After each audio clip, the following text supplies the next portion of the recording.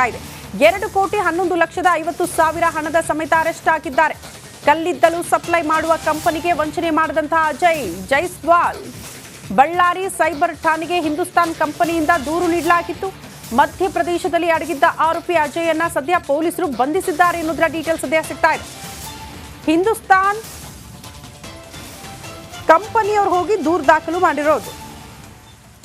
ಆ ದೂರಿನ ಅನ್ವಯ ಈಗ ಆರೋಪಿ ಅಜಯ್ ಬಂಧನ ಆಗಿದೆ ಅನ್ನೋದರ ಡೀಟೇಲ್ಸ್ ಸದ್ಯ ಸಿಗ್ತಾ ಇದೆ. ಕಲ್ಲಿದ್ದಲು ಸರಬರಾಜು ಮಾಡುವಂತಹ ಕಂಪನಿ ಹಣದ ಸಮೇತ ಆರೋಪಿ ಅಜಯ್ ಕುಮಾರ್ ಪರಾರಿಯಾಗಿದ್ದ. ಈಗ ಹಣದ ಸಮೇತ ಆರೋಪಿ ಅಜಯನ್ನ ಪೊಲೀಸರು ಕೂಡ ಬಂಧಿಸಿದ್ದಾರೆ. ಹಣವನ್ನು ಕೂಡ ಸೀಸ್ ಮಾಡಿದ್ದಾರೆ. ದೃಶ್ಯ ನೋಡ್ತಾ ಇದ್ದೀವಿ. ಮಧ್ಯಪ್ರದೇಶದಲ್ಲಿ ಆರೋಪಿ ಅಜಯ್ ಇದ್ದ. ಮಾಹಿತಿ ಆಧರಿಸಿ ಪೊಲೀಸರ ಬಂಧನ ಕೂಡ ಆಗಿದೆ. ಆರೋಪಿಯಿಂದ ಸದ್ಯಕ್ಕೆ 1,21,00,000 ನಗದು ವಶಕ್ಕೆ ಪಡೆದುಕೊಂಡಿರೋದು. ಬೇರೆ ಬೇರೆ ಖಾತೆಗೆ ಹಾಕಿದ್ನಂತೆ ಲಕ್ಷ ಹಣ.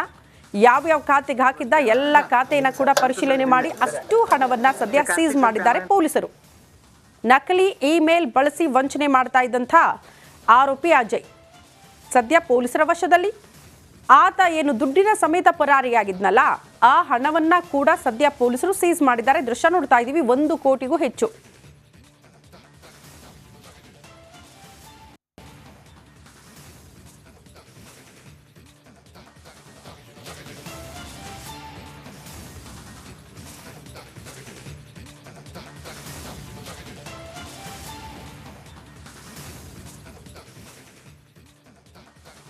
ದರ್ಶನ್ಗೆ ಒಂದರ ಮೇಲೊಂದರಂತೆ ಮತ್ತೊಂದು ಸಂಕಷ್ಟ ಶುರುವಾಗಿದೆ. ಮಾನದ ಜೊತೆಗೆ ಮನೆಯೂ ಹೋಗುತ್ತಾ ಎಂಬ ಸ್ಥಿತಿ ನಿರ್ಮಾಣಗೊಂಡಿದೆ. ಏನಿದು ಪ್ರಕರಣ? ಯಾವ ಮನೆ ಹೋಗುತ್ತೆ ಗೊತ್ತಾ? ಈ ವರದಿ ನೋಡಿ.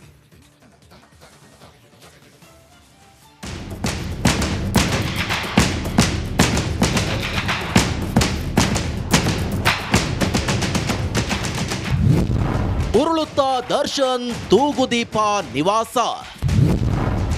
ಮಾನವೂ ಹೋಯ್ತು, ಮನೆಯೂ ಹೋಗುತ್ತಾ.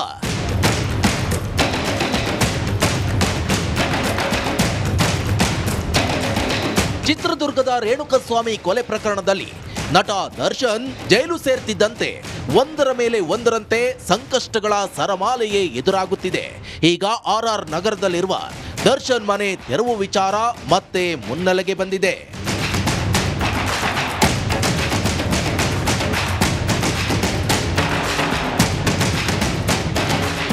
ಈ ಹಿಂದೆ ರಾಜಕಾಲುವೆ ಒತ್ತುವರಿ ಮಾಡಿಕೊಳ್ಳಲಾಗಿದೆ ಅಂತ ಮನೆ ತೆರವು ಮಾಡಲು ಜಿಲ್ಲಾಧಿಕಾರಿ ನೋಟಿಸ್ ನೀಡಿದ್ರು.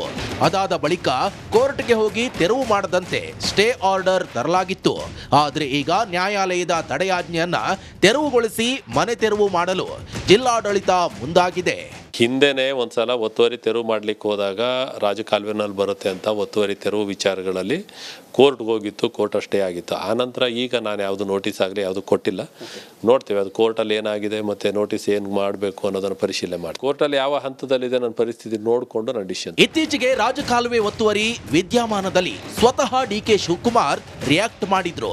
ನ್ಯಾಯಾಲಯದಿಂದ ತಡೆಯಾಜ್ಞೆ ತೆಗೆದುಕೊಂಡು ಬಂದ್ರೆ ಮುಲಾಜಿಲ್ಲದೆ ತೆರವುಗೊಳಿಸಲಾಗುವುದು. ನಾನು ನೀವು ಸೇರಿದಂತೆ ಯಾರೇ ರಾಜಕಾಲುವೆ ಒತ್ತುವರಿ ಮಾಡಿಕೊಂಡು ನ್ಯಾಯಾಲಯದಿಂದ ತಡೆಯಾಜ್ಞೆ ತೆಗೆದುಕೊಂಡು ಬಂದಿದ್ರೆ ತಡೆಯಾಜ್ಞೆ ತೆರವುಗೊಳಿಸಿ ಒತ್ತುವರಿ ತೆರವುಗೊಳಿಸಲಾಗುವುದು. ಕಾನೂನು ಪ್ರಕಾರ ಏನು ಮಾಡಬೇಕೋ ಮಾಡ್ತೇವೆ ಅಂತ ಹೇಳಿದ್ರು. ಸದ್ಯ ಈ ಪ್ರಕರಣಕ್ಕೆ ಸಂಬಂಧಿಸಿದಂತೆ ಜಿಲ್ಲಾಧಿಕಾರಿಗಳಿಂದ ನೋಟಿಸ್ ನೀಡಲು ತಯಾರಿ ಮಾಡಿಕೊಂಡಿದ್ದಾರೆ ಎನ್ನಲಾಗ್ತಿದೆ. 2016ರಲ್ಲಿ ಬೆಂಗಳೂರಿನಲ್ಲಿ ನೆರೆ ಸ್ಥಿತಿ ಉಂಟಾಗಿತ್ತು. ಈ ವೇಳೆ ರಾಜಕಾಲುವೆ ಒತ್ತುವರಿಯಿಂದ ಸಮಸ್ಯೆ ಆಗ್ತಿದೆ ಅಂತ ಒತ್ತುವರಿ ತೆರವಿಗೆ ಸರ್ಕಾರ ಸೂಚನೆ ನೀಡಿತ್ತು. 2016ರಲ್ಲಿ ಸಿದ್ದರಾಮಯ್ಯನವರೇ CM ಆಗಿದ್ರು. RR ನಗರದಲ್ಲಿ ನಿರ್ಮಾಣ ಮಾಡಲಾಗಿರುವ ಬಫರ್ ಝೋನ್ನಲ್ಲಿ ನಿರ್ಮಾಣ ಮಾಡಲಾಗಿದೆ ಎಂಬ ಆರೋಪವು ಕೇಳಿಬಂದಿತ್ತು.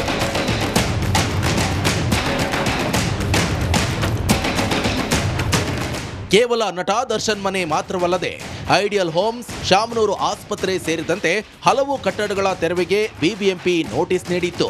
ಆದರೆ BBMP ನೋಟಿಸ್ಗೆ ಕೋರ್ಟ್ ತಡೆ ನೀಡಿತ್ತು. ಇದರಿಂದ ಒತ್ತುವರಿ ತೆರವು ಕಾರ್ಯಾಚರಣೆ ಸ್ಥಗಿತ ಆಗಿತ್ತು. ಈ ಪ್ರಕರಣ ಜಿಲ್ಲಾಡಳಿತದ ಅಂಗಳದಲ್ಲಿದ್ದು ಮತ್ತೆ ಜಿಲ್ಲಾಧಿಕಾರಿ ನೋಟಿಸ್ ನೀಡಲು ಸಜ್ಜಾಗಿದ್ದಾರೆ ಎನ್ನಲಾಗ್ತಿದೆ.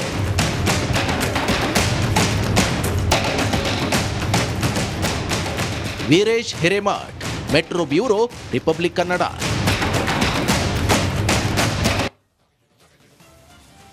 ಪರಪ್ಪನ ಬಂಧನ ಅಗ್ರಹಾರದಲ್ಲಿದ್ದಾಗಲೇ ದರ್ಶನ್ಗೆ ಪಶ್ಚಾತ್ತಾಪ ಕಾಡ್ತಿದೆ ಅಂತೆಲ್ಲ ಹೇಳ್ತಾ ಇದ್ವಿ. ಆದರೆ ಬೇರೆ ಜೈಲಿಗೆ ಶಿಫ್ಟ್ ಆಗುವಾಗ ಯಾವ ಪಶ್ಚಾತ್ತಾಪ ಕೂಡ ಕಾಣಿಸ್ಲಿಲ್ಲ. ಬಳ್ಳಾರಿ ಜೈಲಿಗೆ ಶಿಫ್ಟ್ ಆದ್ಮೇಲೆ ಕಾಟೇರ ಫುಲ್ ಚೇಂಜ್ ಆಗ್ಬಿಟ್ಟಿದ್ದಾನಂತೆ. ಹೇಗೆ ಅಂತೀರಾ? ಈ ಸ್ಟೋರಿ ನೋಡಿ.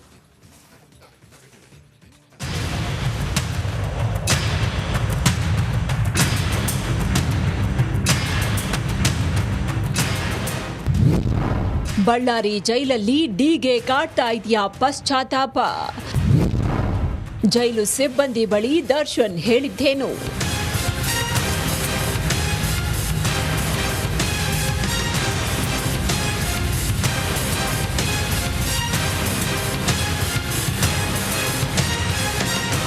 ಬೆಂಗಳೂರಿನ ಸೆಂಟ್ರಲ್ ಜೈಲಿನಲ್ಲಿರುವಾಗಲೇ ದಾಸನಿಗೆ ಪಶ್ಚಾತ್ತಾಪ ಆಗಿದೆ. ರೇಣುಕಾಸ್ವಾಮಿ ಕೊಲೆ ಬಳಿಕ ಸೊರಗಿ ಹೋಗಿದ್ದಾನೆ. ಜೈಲಲ್ಲೇ ಕೂತು ಕೊಲೆ ಸಂಬಂಧ ಯೋಚನೆ ಮಾಡ್ತಾ ಇರ್ತಾನೆ ಅಂತೆಲ್ಲ ಹೇಳ್ತಾ ಇದ್ವಿ. ಆದರೆ ರಾಜಾತಿಥ್ಯದ ಬಳಿಕ ಪರಪ್ಪನ ಅಗ್ರಹಾರದಿಂದ ಬಳ್ಳಾರಿ ಜೈಲ್ಗೆ ಶಿಫ್ಟ್ ಆಗುವ ವೇಳೆ ದರ್ಶನ್ ಮೊಗದಲ್ಲಿ ಯಾವುದೇ ಪಶ್ಚಾತ್ತಾಪ ಕಾಣ್ತಾ ಇರಲಿಲ್ಲ. ಆದರೆ ಕಾಟೀರನಿಗೆ ನಿಜವಾಗ್ಲೂ ಈಗ ಪಶ್ಚಾತ್ತಾಪ ಆಗ್ತಿದೆಯಂತೆ.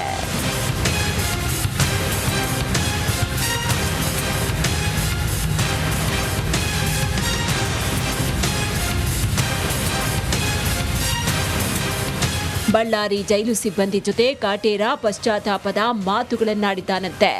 ನನ್ನದು ಸಾಯಿಸೋ ಮನ್ಸಲ್ಲ, ಏನೋ ಮಾಡೋದಕ್ಕೆ ಹೋಗಿ ಏನೋ ಆಯ್ತು ಬಿಡಿ, ನಾನಂತೂ ಕೊಲೆ ಮಾಡಿಲ್ಲ, ಮೇಲೊಬ್ಬ ಇದಾನೆ ನೋಡ್ಕೋತಾನೆ, ಹೊರಗಡೆ ಹೋದ್ಮೇಲೆ ರೇಣುಕಾ ಕುಟುಂಬ ಮೀಟ್ ಮಾಡಿ ಸಹಾಯ ಮಾಡ್ತೀನಿ ಅಂತ ಹೇಳಿದಾನಂತೆ. ಹೀಗೆ ಜೈಲು ಸಿಬ್ಬಂದಿಯೊಬ್ಬರ ಜೊತೆ ಮನ ಬಿಚ್ಚಿ ಮಾತನಾಡಿದ್ದಾನಂತೆ.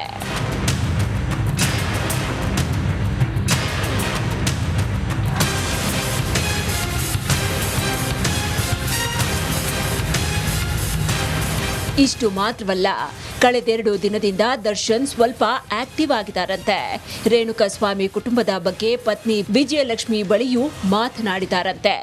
ರೇಣುಕಾಸ್ವಾಮಿ ಪತ್ನಿ ಹಾಗೂ ಕುಟುಂಬಸ್ಥರ ನೋವು ಸಮಸ್ಯೆ ಬಗ್ಗೆ ವಿಜಯಲಕ್ಷ್ಮಿಯಿಂದ ಮಾಹಿತಿ ಪಡೆದಿದ್ದಾರಂತೆ. ಹೊರಗೆ ರಿಲೀಸ್ ಆಗಿ ಬಂದ್ಮೇಲೆ ಸಹಾಯ ಮಾಡೋದಾಗಿ ಮಾತಾಡಿದಾರಂತೆ. ರೇಣುಕಾ ರಾಧ್ಯ, ರಿಪಬ್ಲಿಕ್ ಕನ್ನಡ, ಬಳ್ಳಾರಿ. ದರ್ಶನ್ ಬಿಡುಗಡೆ ಆಗಬೇಕು ಅನ್ನೋ ಕಾರಣಕ್ಕೆ ಅಭಿಮಾನಿಗಳು ದೇವಿ ಮೊರೆ ಹೋಗಿದ್ದಾರಂತೆ. ತಂಗನಹಳ್ಳಿ ಚೌಡೇಶ್ವರಿ ಕಾಳಿಕಾಂಬಾ ದೇವಿಯಲ್ಲಿ ಪ್ರಾರ್ಥನೆ ಮಾಡ್ತಿದ್ದಾರೆ ಅಭಿಮಾನಿಗಳು ಅನ್ನೋದರ ಡೀಟೇಲ್ ಸಿಗ್ತಾ ಇದೆ. ಅನಂತ ಪೂರ್ಣಿಮೆ ದಿನದಂದು ದೇವಿಗೆ ವಿಶೇಷ ಪೂಜೆ ಪುನಸ್ಕಾರ ನೆರವೇರಿಸಲಾಗಿದೆ. ತುಮಕೂರು ಜಿಲ್ಲೆ ಕೊರಟಗೆರೆ ತಾಲೂಕಿನ ತಂಗನಹಳ್ಳಿಯಲ್ಲಿ ದೇವಿಯ ಮೊರೆ ಹೋಗಿದ್ದಾರೆ ಅಭಿಮಾನಿಗಳು. ನಿನ್ನೆ ರಾತ್ರಿ ವಿಶೇಷ ಪೂಜೆಯನ್ನ ಮಾಡಲಾಗಿದೆ. ಬೂದ್ ಕುಂಬಳಕಾಯಿ ದೀಪ ಬೆಳಗಿಸಿ ಪ್ರಾರ್ಥನೆ ಮಾಡಿದ್ದಾರಂತೆ. ನಮ್ಮ ಡಿ ಬಾಸ್ ಬೇಗ ರಿಲೀಸ್ ಆಗಬೇಕು, ಸಂಕಷ್ಟದಿಂದ ಪಾರಾಗಬೇಕು ಅಂತ ದೇವರ ಮೊರೆ ಹೋಗಿದ್ದಾರೆ ಅವರ ಅಭಿಮಾನಿಗಳು. ದೃಶ್ಯ ನೋಡ್ತಾ ಇದ್ದೀವಿ. ಕೆಲ ಅಭಿಮಾನಿಗಳೇ ಹೇಗಂದ್ರೆ ಏನೇ ತಪ್ಪು ಮಾಡಿದ್ರೂ ಕೂಡ ನಮ್ಮ ಹೀರೋನೇ ಅವರು ಅನ್ನೋ ರೀತಿಯಲ್ಲಿ ಭಾವನೆ ನೋಡಿ. ಯಾವ ರೀತಿ ದೇವರ ಮೊರೆ ಹೋಗಿದ್ದಾರೆ, ವಿಶೇಷ ಪೂಜೆ ಪುನಸ್ಕಾರಗಳು ಆಗ್ತಾ ಇದೆ. ದೃಶ್ಯ ನೋಡ್ತಾ ಇದ್ದೀವಿ.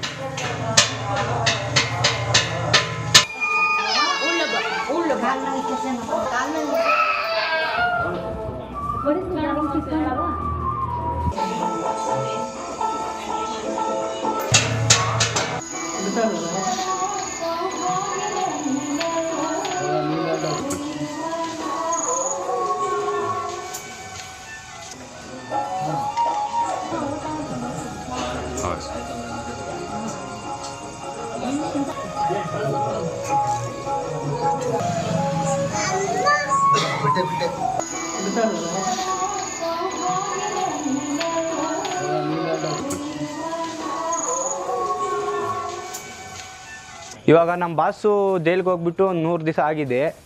ಅದ್ರ ಪ್ರಯುಕ್ತ ಎಲ್ಲ ಅಭಿಮಾನಿಗಳು, ತಂಗನಹಳ್ಳಿ ಗ್ರಾಮದ ಎಲ್ಲ ಡಿ ಬಾಸ್ ಅಭಿಮಾನಿಗಳು ನಮ್ಮೂರಲ್ಲೇ ಇರೋ ಚೌಡೇಶ್ವರಿ ದೇವಸ್ಥಾನದ ಹತ್ರ ನಮ್ಮ ಚೌಡೇಶ್ವರಿ ದೇವಸ್ಥಾನದ ಅರ್ಚಕರು ಈ ಥರ ಹೇಳಿದ್ಕೆ ಬಂದ್ರಿ, ಎಲ್ಲ ಪೂಜೆ ಮಾಡಿಸೋಣ, ಬಾಸು ಬೇಗ ಹೊರಗೆ ಬರ್ತಾರೆ ಅಂತ ಹೇಳಿದ್ಕೆ ಎಲ್ಲ ತಂಗನಹಳ್ಳಿ ಡಿ ಬಾಸ್ ಅಭಿಮಾನಿ